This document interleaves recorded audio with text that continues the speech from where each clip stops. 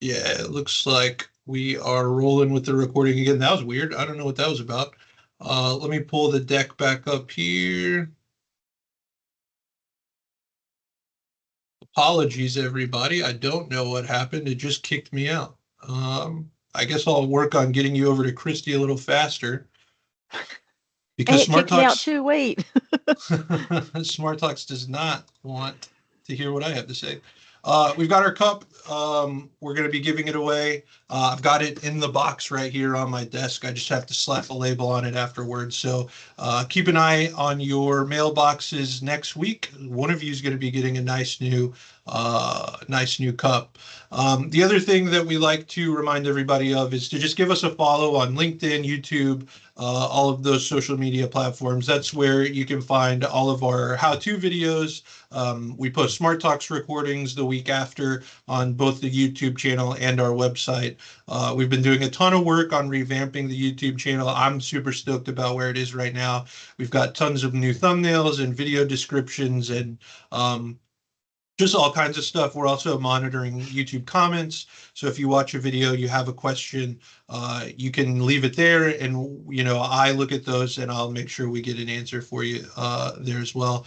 But yeah, just LinkedIn. We're posting our trade show schedule and stuff like that. If you're ever curious about what's going on at CS3 or what we're up to, those are the best places to reach out to us. So that being said, we do love audience interaction. I kind of, hinted at that, I guess, at the beginning with these being your meetings, but we love the Q&A. We want to make sure you guys are asking questions and getting answers that are useful and helpful in your day-to-day. So if you don't know where to access the Q&A within a Teams webinar, you've got a ribbon across your top screen there. You can just click that Q&A button, and then you'll see a little tray open up on the right hand side where you can ask your questions.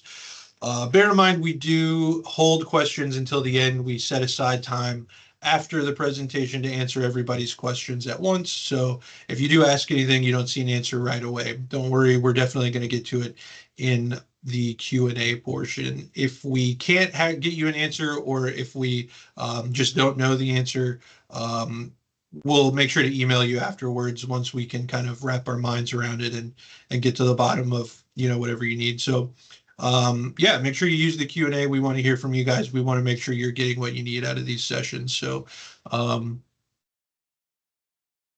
moving right along, we've got our 18 pillars. So our CEO, Gary Crouch, he authored a book called The 18 Service Pillars, The Basis of an Exceptional Organization. It's really just 18 things that we try to do day to day, both internally and externally, to ensure that we are the CS3 you've come to know and love. So this month's pillar is look for improvements. So great consultants don't just solve problems, they often uncover them. Digging past surface level symptoms, asking deeper questions. They can identify the root cause and propose lasting solutions. So this is something that I personally do a ton of in my day to day, just as a marketing coordinator, looking at numbers and graphs and charts and rereading copy and looking at open rate, click-through rate, all that stuff, just trying to find any little thing that I can improve or that I think might do a little better. So um, this pillar is really about bringing fresh perspectives, spotting hidden needs, and offering value in areas the client hasn't raised directly. So when you look for improvements, you build trust by being both a listener and a detective. So just look for what you can do better. I think that's a good pillar, not only for work life but personal life as well. So I promised you somebody smarter when we got started here, and that time has come. So I'm going to hand it over to Christy, and she's going to take you through smarter expense management in Acumatica, and then I will see you guys for the Q&A and the sign off. So Christy, feel free to take it away. All righty. Thank you very much. Yeah, like what Derek was saying, I'm going to talk about expense management. I'm going to give you a little demo on how to do some expenses with the web app, or not the web app, the mobile app, and through the web, and how you can see how they interlink and show different show the same information just on a different platform. Okay. Gonna go over some document recognition. Um, there's a lot of information there that will be helpful for you. If you get lots of invoices come in, then you can have them uploaded and do all the recognition instead of typing everything in. And then I'm going to touch on some bank reconciliations. Had a little system issue, so it's going to be sort of kind of half recorded stuff and half live stuff. So just bear with me. I'm going to go ahead and start off with our expense management. And that's going to be a little video at first. Make sure you can see my screen. Oh, nope. I forgot a button. There we go. Got to have sound. Now I can show my screen. All right. I'm going to start it off now. Hello, everyone. Today we are going to talk about expense management and some of the ease of using expense management through your phone, like if you're out and about doing stuff. So we are going to log into Acumatica, and it depends on who you have. If you have different Acumatica logins, you can pick a different one here. I have some customer ones set up, but this is my demo. So I'm going to use my demo. And this brings me up to my company screen. I am going to click on my time and expenses. All of my expense receipts would be any receipt that you have. You're going to have a collection of receipts for lunch or supplies, hotel, anything. So we're going to capture all of our receipts and capture them as they come along through your emails, however you want them. I'm going to show you how to do it on the app. I'm going to show you how to do it on the computer also here in a little bit. But for now, this one is going to be how to do the apps, how to work it through the app.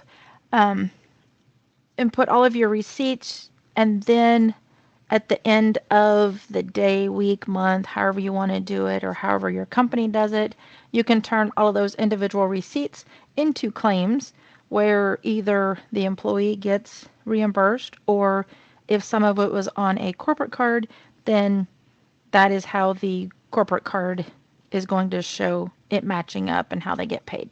So they have all of their documents in order. I am going to click the three little dots beside the expense receipt. You can either create a new one where you're going to type in all of that information manually. You can capture the expense receipt, which is what I'm going to show you first. Let's see if I can go capture. And I am going to look, might need to turn my flash on, and I'm going to click my little take picture button. So it ignores all that other hoopla stuff that you have going around. You can make it a little nicer. And then you're going to hit your little check mark. It is coming out here, and it is going to do some recognition. It's going to find the dollar amount. It's going to find the company name, dates, and anything that is highlighted in the orange. That's what it has recognized for you. So you've recognized it, and you click the little plus, or the check mark, sorry, click the check mark, and it filled that information out for me. My description says IHOP. That's who it was from. The date, it captured May 31st. The amount was $31.59. The expense item, this is what you will have to do, and I'm going to say this was a meal. So if you click the magnifying glass, it brings up options that you have. I'm going to say business dinner and lunch. And I'm going to hit save. Here in a minute, I'll show you what it looks like. But let's do another one. Say you took a picture of the receipt, but you forgot to log in. Maybe you were out and about and you couldn't get reception or whatnot. Then you hit your three dots and you're going to select an image. It's going to take you to your gallery.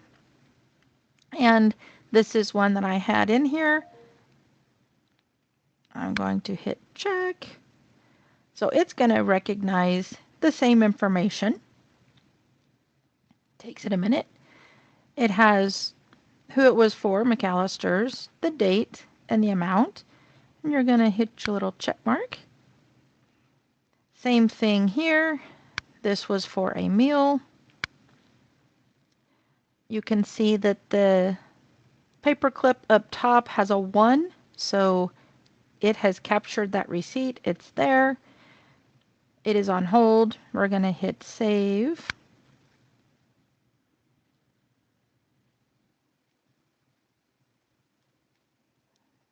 We can look at our expense receipts that we have out there. So here's my McAllister's that I just uploaded, and here's my IHOP. If I click my three dots, I can hit select. And I'm going to say, let's select these two documents here. I want to claim those. So that took my 2 expense receipts that I had, and it turns it into an expense claim. And I'm going to say week of May 30. Oop, if I can spell.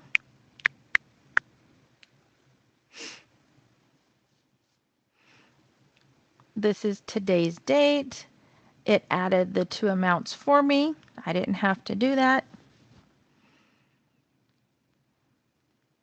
We're not going to send it to any customer or anything. I'm going to hit submit.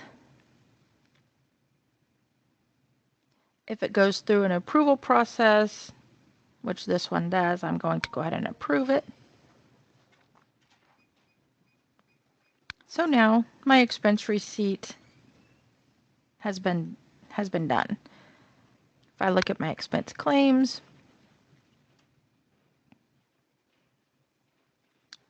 here is my week of May 30th. Has my information. This is my detail information to show the 2 receipts that I had. And this one shows me it was approved.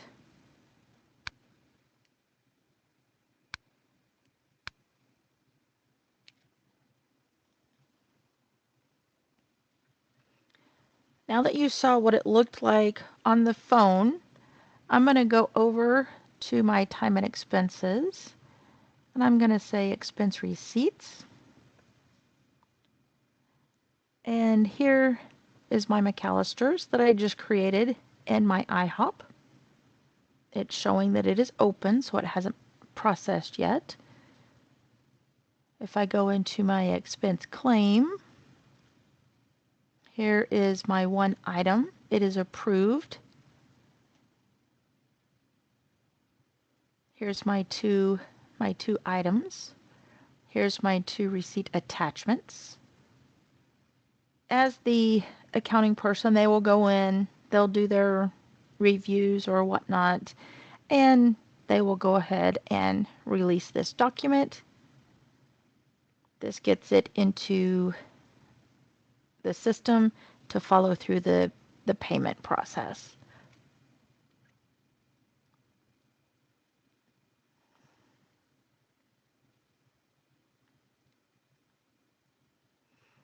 All right, and if we look, here's our reference numbers to show that these are closed. These are no longer out there to be claimed. And if you look here, this is telling you, here's your meal for $31. It did hit the corporate card because that's how I have mine set up. And if I go back to my expense receipts, these are released, so I won't be able to claim these because it says it's already been claimed.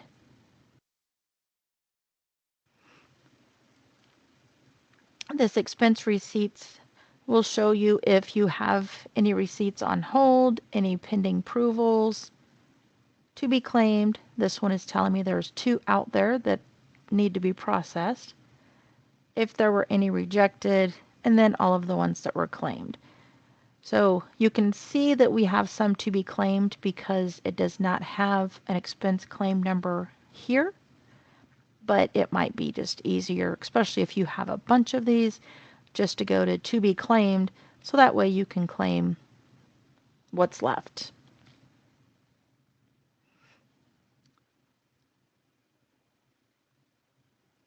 All of your expense claims, these are the ones where a claim is what gets paid, not the receipt. The receipt is just all of the individual receipts that add up to what's being claimed. So we can tell that these 2 are on hold. These are old, so we probably need to get them submitted. For some reason, we didn't submit that yet. I'm sure the accounting person is like, hey, you have stuff from April showing up on your credit card. Why have you not done anything? Or if this was like a personal expense, then I need that money back so I can either pay my credit card or reimburse my checking account for the expense that I took. 4th of July is coming up. I might want to have a cookout. I need $129 to buy some hamburgers and hot dogs, right? So I go ahead and I submitted these. It is pending approval, and this is telling me who it's pending approval, or who's the person that's supposed to be approving it. As an admin, I'm going to go ahead and just approve it. If I did not have approval process or access, I would not be able to click this button. This is a security thing. Same thing with release. Your individual end user is not going to, more than likely, not going to be able to approve and release their claims. This is just, I have admin rights because it's a dummy database, and it'll take up time for me switching back and forth between who's logged in. So just to let you know, this is secured, that you're not just going to have somebody approve stuff and then get paid. So now it's saying approved, and it was approved by Maxwell Baker, even though Layla was the one that was assigned to. I have approval access. Technically, he should not be able to, but like I said, this is an admin database, dummy database, so it's okay. And then I go release it. All right, now to see where these went, if I go into payables, cash purchase, here's everything that I've done today. So here's my $31 for IHOP, $73 for McAllister's, and then the $129, which was my April receipts. If I click on them, oh, this one was actually a corporate card.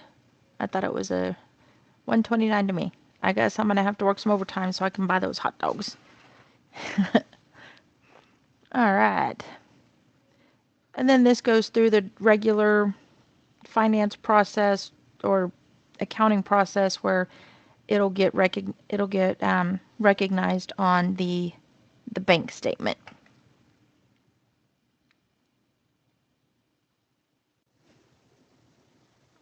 The last time I captured my expense receipts, those were going to a corporate card. This one was a personal expense that I did that I didn't have my corporate card. So I'm going to click my little 3 dots, I'm going to capture my expense receipt. And we are going to say click. It's pretty cleaned up. Check mark. It's going to go through the recognition. It finds my information. I'm going to check mark. Still have to say it was a meal, right? But the part that I want to show that's a little different is I am going to scroll down here under details. This is saying that it was paid with a corporate card. I am going to change that to say a personal account because I used my debit card, couldn't find my corporate card, or it was at home, this was an impromptu, whatever. So I'm going to say this is a personal account. So this means that this amount that I'm claiming is going to come back to me personally, not get paid through a corporate card. Same process. We're going to go ahead and save it. We're going to go ahead and let's create an expense claim. We're going to kind of do this a long way. We're going to add receipts. These are the open receipts that need to be claimed. This is the only one I'm going to do because this one is coming to me. I want to add it. Go back. I'm going to say week of June 1st. Let's see, week of June 1st, my name. I can pull up any information that I want, details, doodah, we're fine there. I'm going to hit save. So I go look at my expense claims. And I forgot to mention this earlier. You can see, just like on the web browser, if you have any that are on hold, any that are pending approval, and then your ones that are approved and completed. So these little filters are the same filters that you would see on a desktop browser. All right, so week of June 1st. This is the one that I want to submit because I need money. Remember a little bit ago we were talking about needing money for hot dogs? I got some money for hot dogs now. I'm going to hit submit. Again, I'm going to approve it and I'm going to release it. Let it think a moment. And your status says released. All right, let's go back. Let's disconnect my phone and let's go back to our web browser. Time and expenses, expense claims. See, these are the same little tabs. They just look like little filters. I only have one that's on hold because I got through the other one. Week of June 1st is completed. And if I click on this, depending on which access you have is what all you can see. This one is a bill. So this one actually needs to be paid. It's opened. So as an accounting person, I'm going to go to my bills and adjustments. There's my open expense for $48. I now need to pay this. So just a normal pay, go through your normal pay process where you can process them all. I'm just going to show you how you can pay this one. You're going to click pay. Yep, I'm going to mail them a check, whatnot. Remove hold. Print process.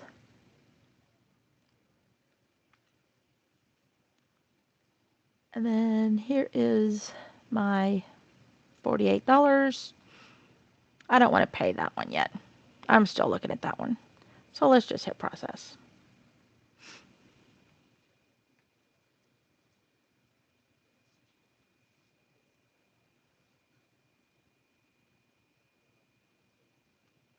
So here's the check that is going to be mailed. $48 to Maxwell Baker. You close it. Same thing as normal. You can release or reprint. I'm going to go ahead and release it because I want this to show fully closed.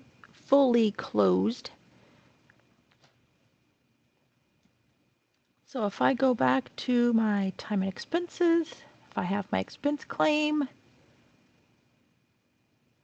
my claim shows released. Here's my bill, and it is showing closed.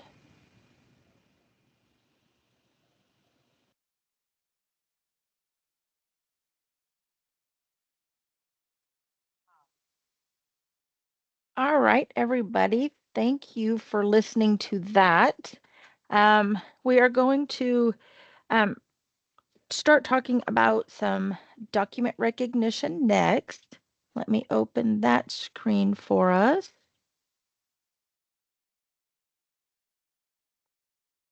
If you get, say you have stuff gets invoiced or emailed over to you, and you have this wonderful little email, you have an attachment. The only thing with the attachments is it has to be a PDF. This was something I just took a picture of, but I do have it saved out here. Let me go find my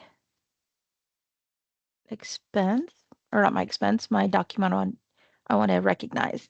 So we were talking about expense receipts being recognized. You can actually have invoices from vendors that come through, and those can be recognized. So what I'm going to go to is payables, incoming documents,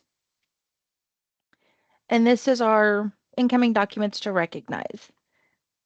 I am going to just drag and drop this little file up here. And there it is. You can, and anytime you have a little schedule guy, you can put this on a schedule so you don't have to manually click this information that I'm clicking. Right now, I'm just clicking for the ease of it. So what I can do is select all of them or just this one. I'm going to recognize the one.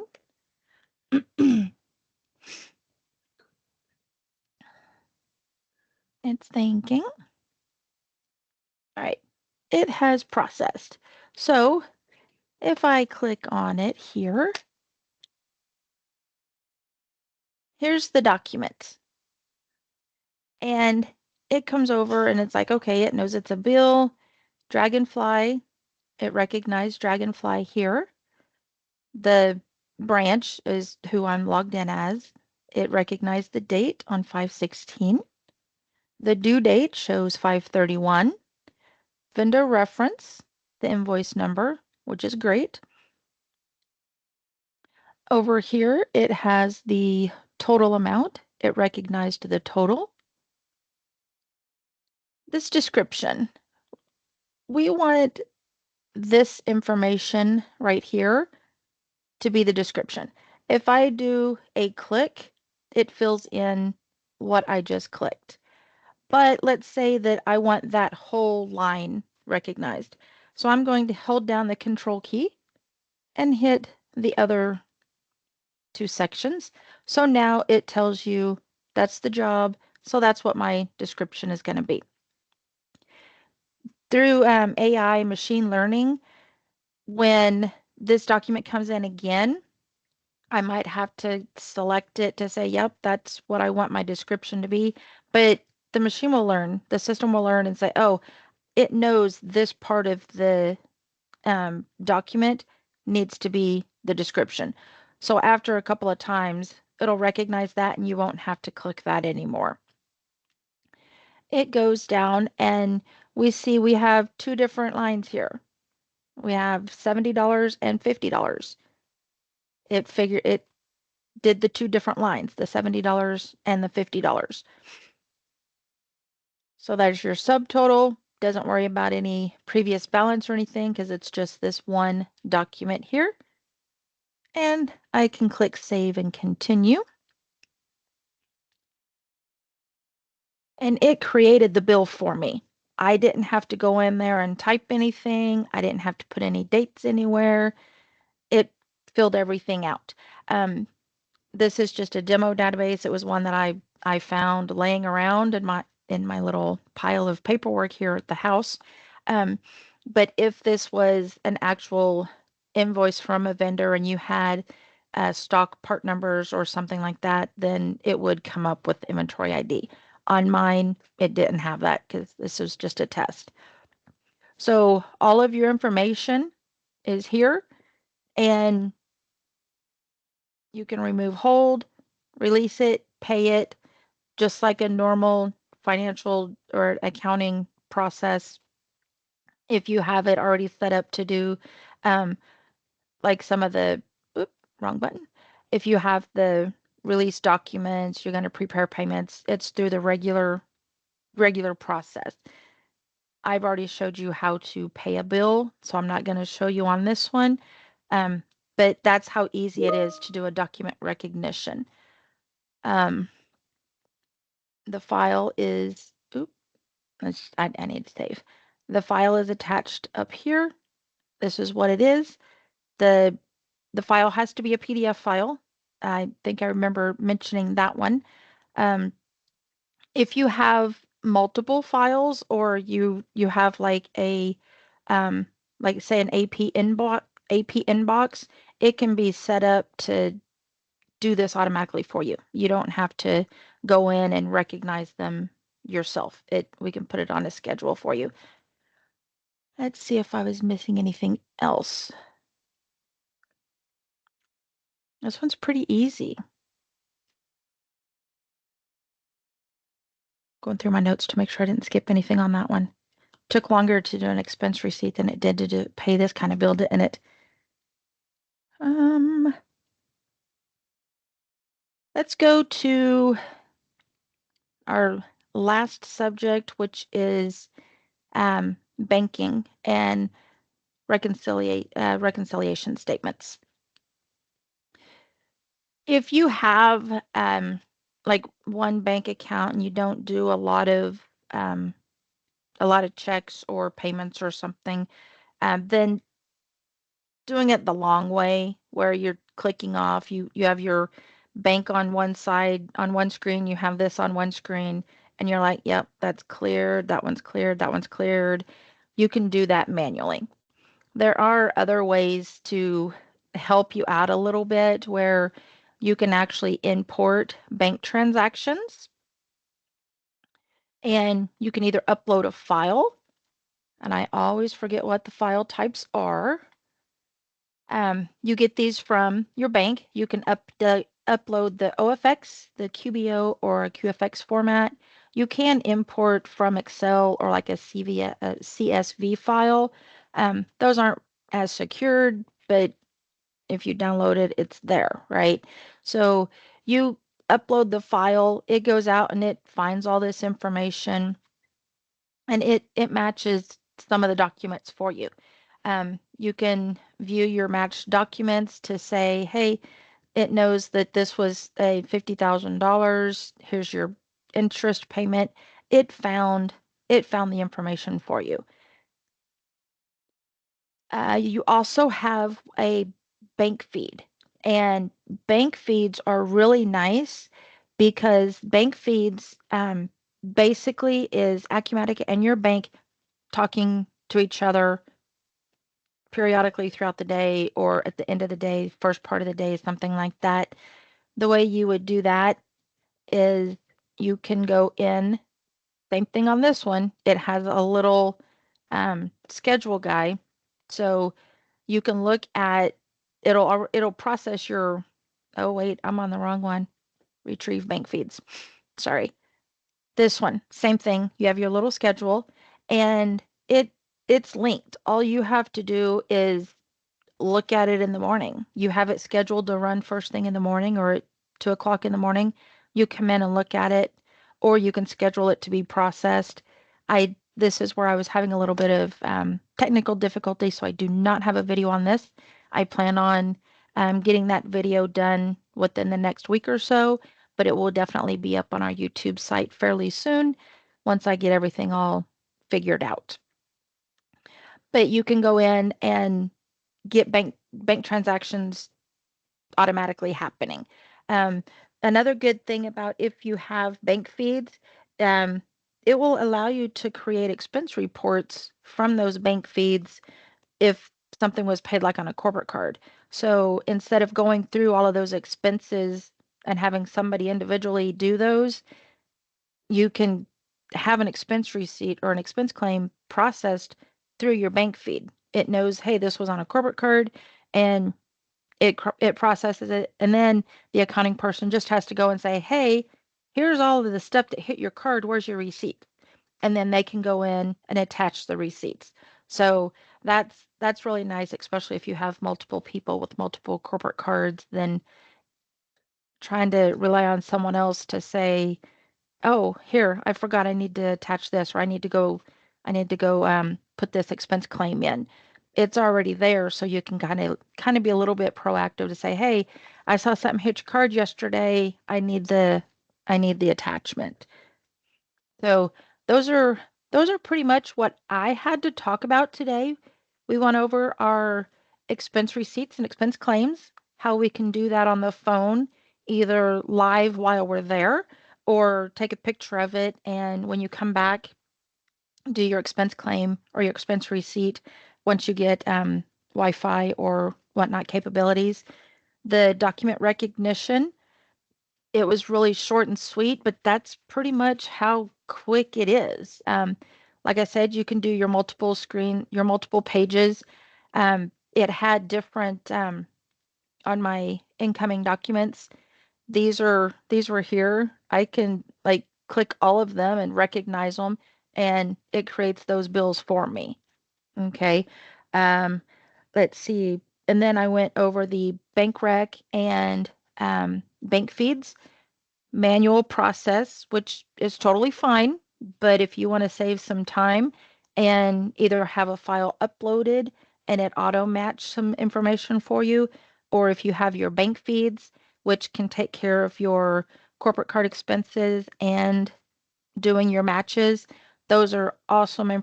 That's awesome information.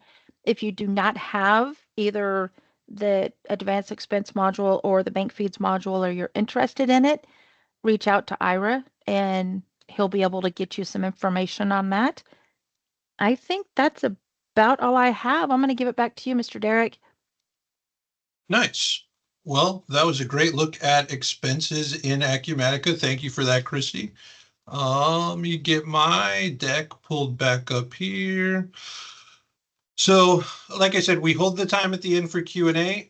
There's nothing in the Q&A right now, so hopefully that means that Christy did a great job and everybody understands and doesn't need to ask any questions. But if you do find yourself, in a situation where you're not sure what to do, feel free to email, reach out, follow up with your consultant, email the support line, all kinds of ways to reach us there. But before we go, I did want to share that we've added a few more shows to our trade show circuit for Mike starting in August. We added Tulsa IMA and then also the Arkansas SHRM. We may add more, but those are for sure where you'll be able to see Mike over the next, 4 or 5 months-ish. We do have a pretty big change coming to our money game, if you're familiar with that at the trade shows. So you'll want to keep an eye out for that if you have any plans on attending any of these shows in the next few months. But that's all I'm going to say about it. If you want to know more, you're just going to have to come find Mike at one of the shows. But For our Serve Access Plan members, the recording of this session is going to be available early next week. If you're interested in becoming a Serve Access Plan member, also reach out to Ira. You can see his information there at the bottom of the screen. And then if there was any modules or anything that you were interested in that you saw today, you can follow up with Ira there as well. So I still am not seeing, ooh, maybe we do have one in the Q&A. Troy would like to know, Christy, how many hot dogs you got for that $40. So, uh, Well, since I didn't get paid yet, probably with $40, if I go to Sam's, I can probably get about 2,000. it's a lot of hot dogs. Yeah. Well, thank you, Christy, for taking us through that expense management. Thank you to everybody who attended, and be on the lookout for May Smart Talks invites. Excuse me, July Smart Talks invites, which will be going out in the next couple of weeks. So we'll see you in July. In the meantime, enjoy your summer. Thanks.